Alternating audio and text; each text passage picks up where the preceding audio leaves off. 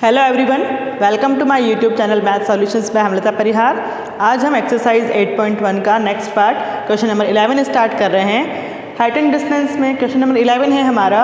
A tower is vertically placed on horizontal plane. Tower को horizontal plane पर placed किया गया है। If angle of elevation of sun is 30 degree and length of shade of tower is 45 metre, then find the height of tower. First हम horizontal plane बना लेते हैं और इसके ऊपर ये रहा हमारा tower. Tower is vertically placed on a horizontal plane. तो ये है हमारा टावर और ये है हमारा वर्टिकली प्लेन। फिर क्या कह रहा है वो, angle of elevation of sun, कि यहाँ से किसी पॉइंट से angle of elevation of sun is found to be 30 degree.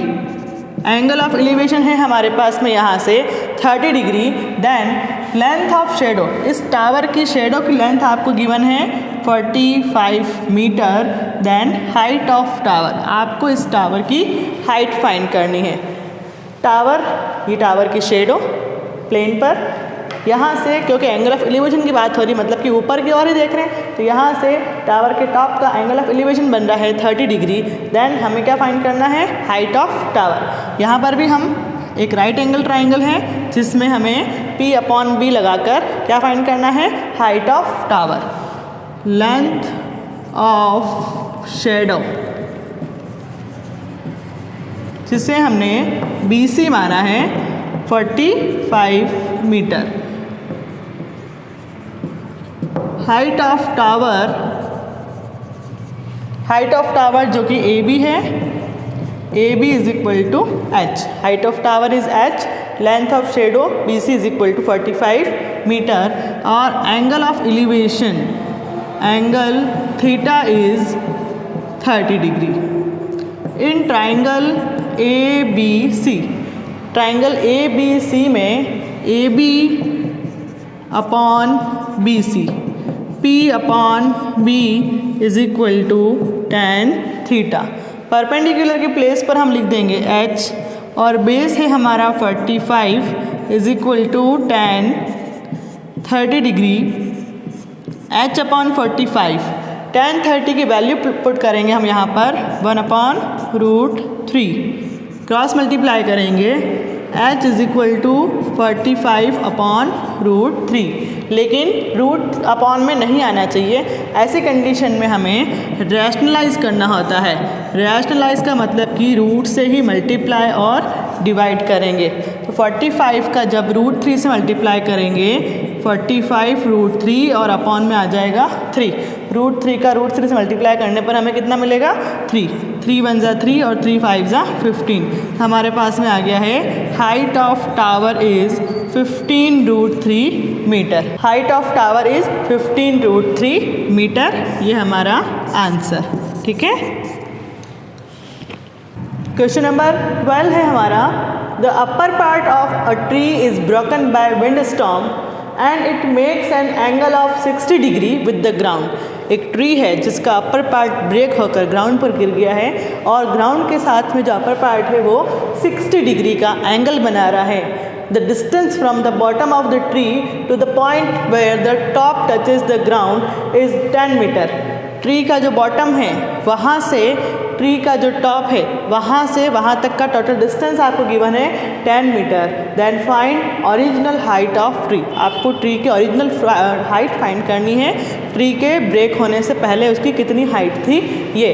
तो मान लेते हैं कि ये है हमारा ट्री, ये मान लिया, एज्यूम करना है हमें। ये है ग्राउंड। मान लेते हैं कि ट्री जो है वो इस पॉइंट A से ब्रेक होके ग्राउंड के ऊपर गिरा। तो इसका मतलब कि ये वाला पार्ट ही ज़मीन पर गिरा। तो मान लेते हैं ये है इसका अपर पार्ट, ये इधर से गिर के इधर ज़मीन पर आ गया। फिर क्या कर रहे हैं कि जो ट्री ब्रेक हुआ है उसका अपर पार्ट ग्राउंड के साथ में 60 डिग्री का एंगल बना रहा है। Upper part of tree makes an angle of 60 degree with the ground. यहाँ तक आपको समझ में आ गया होगा।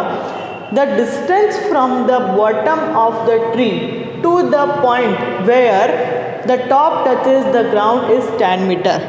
distance from the bottom of the tree where the top touches the ground is 10 metre. कि ट्री का जो बॉटम है और जहाँ पर ग्राउंड पर जो ब्रोकन पार्ट गिरा है टॉप वाला, यहाँ से यहाँ तक का टोटल डिस्टेंस है हमारे पास में 10 metre. Find the original height of tree. आपको ये यहाँ से लेकर यहाँ तक टोटल हाइट कितनी थी पहले ये फाइंड करनी है। तो हम मान लेते हैं कि ये पॉइंट B है और इसको हम एज्यूम कर लेते हैं ये वाला पॉइंट है हमारा C। ट्राइंगल ABC बन गया है हमारा, और A से B की जो लेंथ है उसको मान लिया हमने x, और A से C की लेंथ को हमने मान लिया y। यही AC यहाँ पर था पहले, टूटने से पहले। इसका मतलब कि जब ओरिजिनल हाइट की बात होगी तो हम उसमें क्या ऐड करेंगे, x और y दोनों को प्लस कर देंगे तो हमारे पास में आ जाएगी original height of tree. Diagram सभी को समझ में आ गया होगा। स्टार्ट करते हैं हम। Let original height of tree is x plus y. ये हमने मान ली कि ओरिजिनल हाइट है ट्री की x plus y. Distance from base BC is equal to 10 metre. Then angle आपको गिवन है थीटा इज 60 डिग्री। स्टार्ट करते हैं। सबसे पहले in triangle ABC, triangle ABC में सबसे पहले हम P/B ले रहे हैं और उसके बाद में हाइपोटेनियस, दोनों चीज़ें फाइंड करनी है हमें। परपेंडिकुलर भी फाइंड करना है और हाइपोटेनियस भी फाइंड करना है। तो पहले हम P/B ले रहे हैं, AB/BC। P/B is equal to होता है tan थीटा। परपेंडिकुलर के प्लेस पर हमने x ले रखा है, बेस है हमारा tan is equal to theta है हमारे पास में 60 डिग्री। tan 60 की वैल्यू पुट करेंगे, x/tan is equal to √3। tan 60 की वैल्यू आ गई हमारे पास में √3 और इधर tan से मल्टीप्लाई हो जाएगा तो x is equal to tan √3 metre. फिर आपको क्या करना है यहाँ पर, क्योंकि हमें ओरिजिनल एग्जैक्ट हाइट फाइंड करनी है इसलिए यहाँ पर हम √3 को यहाँ से हटाकर √3 की वैल्यू पुट करेंगे। तो √3 की वैल्यू आपको याद रखनी है 1.732 मीटर होगी। फिर हम 10 के साथ में जब मल्टीप्लाई करेंगे तो हमारे पास में आ जाएगा x is equal to 17.32 metre. ये आ गया हमारे पास में x की वैल्यू आ गई। अब हमें ओरिजिनल हाइट के लिए क्या चाहिए, y भी चाहिए। तो वापस हम ट्राइंगल ABC ले रहे हैं। इन ट्राइंगल ABC में हमें यहाँ पर हाइपोटेनस फाइंड करना है। तो P/H भी ले सकते हो आप और B/H भी ले सकते हो, ठीक है। तो ट्राइंगल ABC में AB/AC मैं यहाँ पर P/H ले रही हूँ। P/H इज इक्वल टू होता है साइन थीटा। तो यहाँ पर थीटा के प्लेस पर हमने लिख दिया 60 डिग्री। परपेंडिकुलर है हमारा x/y is equal to √3/2। Sign 60 की वैल्यू हमने पुट कर दी है √3/2। तो यहाँ पर x की वैल्यू आ गई हमारे पास में 17.32/y इज इक्वल टू √3/2। अगर हम यहाँ पर x की जगह पर tan √3 रखेंगे तो भी आसानी से हो जाएगा, क्योंकि यहाँ पे रूट से रूट कैंसिल हो रहा है। तो यहाँ पर हम x की वैल्यू रख रहे हैं tan √3, ठीक है। तो यहाँ ऐसा करने से क्या हुआ, √3 से √3 कैंसिल हो गया और ये 2 इस 10 के साथ मल्टीप्लाई हो जाएगा और y आ जाएगा यहाँ पर। तो y is equal to tan × 2। तो y की वैल्यू आ गई हमारे पास में कितनी, 20 मीटर। हमारे पास में x भी है और हमारे पास में y भी है। अब हम फाइंड कर लेंगे इसकी टोटल हाइट या ओरिजिनल हाइट। दस original height of tree x + y। x की वैल्यू है हमारे पास में 17.32 और y की वैल्यू है हमारे पास में 20। तो 20 और 17 को प्लस करेंगे 37.32 मीटर हमारे पास में आ गई है ओरिजिनल हाइट ऑफ ट्री। ये हो गया हमारा आंसर। ठीक है। क्वेश्चन नंबर 13 है from a point on the ground which is 120 metre away from the foot of unfinished tower. Ground के ऊपर एक कोई पॉइंट है जो कि 120 मीटर के डिस्टेंस पर है। इससे from the foot of unfinished tower. Unfinished tower मतलब कि एक बिल्डिंग है, एक टावर है जो कि कंस्ट्रक्शन चल रहा है, अभी और बनना बाकी है। तो जितना बना है वहाँ तक का डिस्टेंस आपको क्या कह रहा है वो कि वहाँ से 120 मीटर के डिस्टेंस पर एक अनफिनिश्ड टावर है। नेक्स्ट लाइन में पढ़ रही हूँ, the angle of elevation of the top of the tower is found to be 30 degree. तो जितना अभी तक बना है वहाँ तक का एंगल ऑफ एलिवेशन आपने देखा है उस पॉइंट से, ग्राउंड से एंगल ऑफ एलिवेशन वो कितना बन रहा है 30 degree. Next, find how much height of tower have to increased so that its angle of elevation at the same point became 60 degree. कि इस टावर की हाइट को हम और कितना इंक्रीज करें और कितना ऊपर तक बढ़ाएं कि उसी पॉइंट से वापस से जब हम देखें उसके टॉप को जितना बन गया है तो अब 30 की बजाय एंगल कितना बने 60 डिग्री। तो आपको उसकी हाइट फाइंड करनी है कि अब उस टावर की हाइट को और कितना इंक्रीज करें हम। तो मान लेते हैं कि जो टावर है वो अभी इतना सा बना हुआ है, ठीक है, और ये टावर का फुट है। टावर के फुट से 120 मीटर के डिस्टेंस पर हमको एक पॉइंट लेना है। हमने ले लिया पॉइंट ए। अभी मान लो ये टावर जो है वो पॉइंट बी तक बना है, तो यहाँ से यहाँ तक टावर के टॉप का एंगल ऑफ एलिवेशन दिया हुआ है आपको 30 डिग्री। ठीक है, फिर क्या कह रहा है, how much height of tower have to increased. इस टावर की हाइट को हम और कितना इंक्रीज करें। मान लो कि हमने इसको पॉइंट डी तक इंक्रीज किया कि वापस इस पॉइंट ए से यहाँ पॉइंट डी को जब हम देखें तो अब हमारा एंगल ऑफ एलिवेशन जो है वो कितना बने 60 डिग्री। तो हमें ये वाली बी से डी की लेंथ फाइंड करनी है। ठीक है, हम मान लेते हैं इस हाइट को h, ये हमें h फाइंड करना है, लेकिन हमें तो BC भी नहीं मालूम है। तो यहाँ पर दो हाइट हो गई, एक एक BD और एक BC। तो यहाँ पर दो हाइट है, तो हम इस वाली हाइट को मान लेते हैं H1 और दूसरी वाली हाइट को मान लेते हैं H2, लेकिन हमारा आंसर H2 ही होगा। ठीक है, जब टोटल हाइट की बात करेंगे हम यहाँ से लेकर यहाँ तक तो वो हो जाएगी H1 प्लस H2। ठीक है, स्टार्ट करते हैं हम। Let height to be increased. जितनी हाइट हमें और बढ़ानी है, वो जो हमारा आंसर है वो मैं सबसे पहले लिख रही हूँ कि हमें यही आंसर चाहिए, हमें और कितनी हाइट बढ़ानी है। BD is equal to H2, हमें फाइंड क्या करना है H2। ठीक है, total height of tower ABCD is equal to H1 plus H2। Angles theta जो है हमारे पास में 30 degree and 60 degree. And distance from base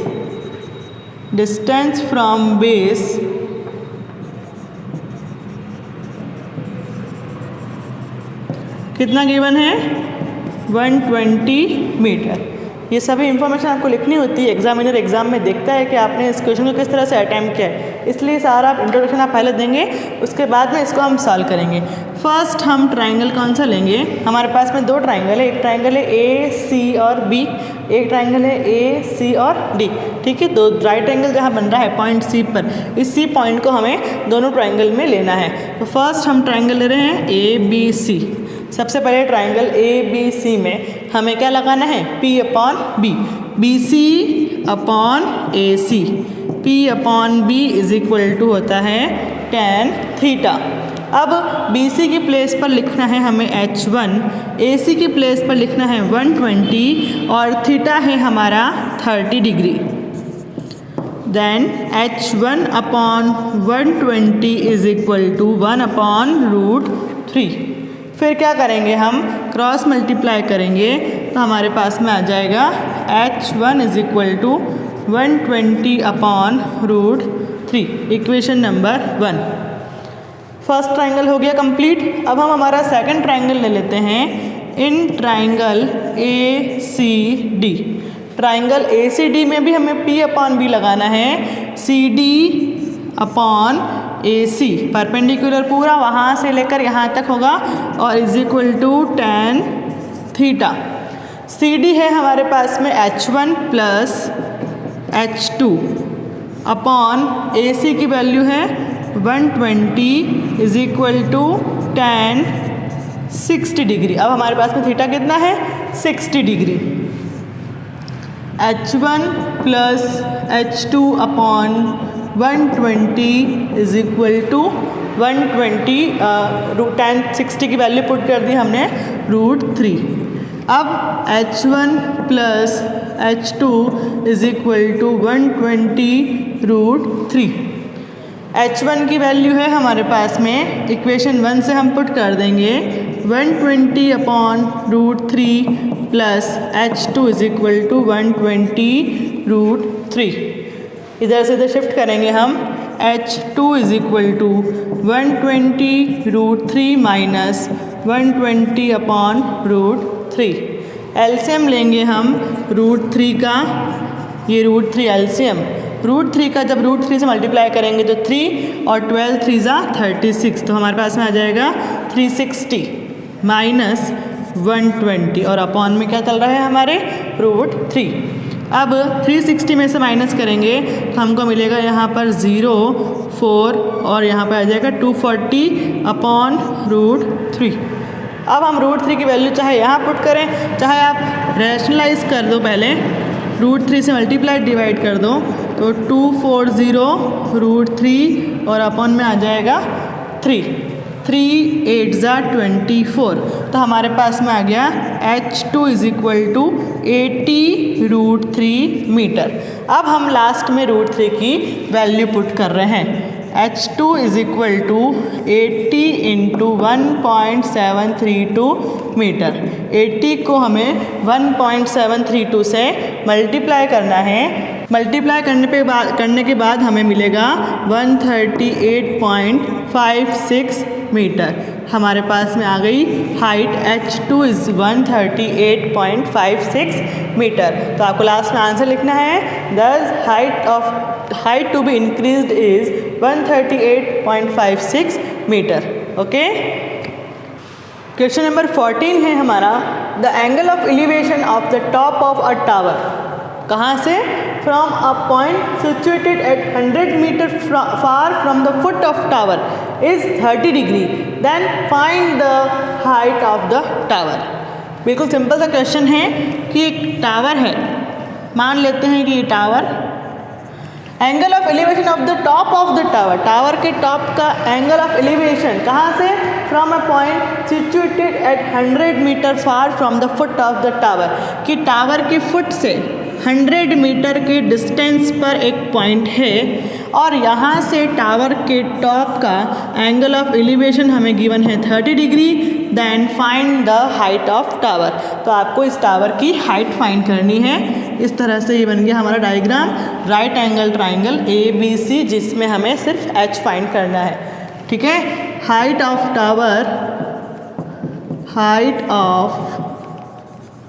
tower BC is equal to H, distance from foot of tower, distance from foot of tower is 100 metre and angle हमें given है 30 degree. Start करते हैं इसे। In triangle ABC, triangle ABC में P upon B लगाना है, BC upon AB, P upon B is equal to tan theta. BC की place पर हम लिखेंगे H, AB की प्लेस पर हम लिखेंगे 100 tan थीटा के प्लेस पर लिखेंगे हम 30 degree. h/100 is equal to tan 30 कितना होगा 1/√3। फिर हम 100 को इधर मल्टीप्लाई कर देंगे, हमारे पास में आ जाएगा h इज इक्वल टू 100/√3। अब हमें √3 की वैल्यू पुट करनी है 100/1.732, ठीक है। फिर यहाँ पर पॉइंट हटाएंगे तो हमारे पास में आ जाएंगे ऊपर 30। अब हमें डिवाइड करना है यहाँ पर 1 2 3 4 3 और 2 5 0 हो गए और अपॉन में आ गया 1732। डिवाइड करके हमें h फाइंड करना है। हम इसको डिवाइड करेंगे 1732 से तो हमको आंसर मिलेगा 57.32 metre. Height of tower is 57.32 metre, ठीक है। ये हमारा आंसर।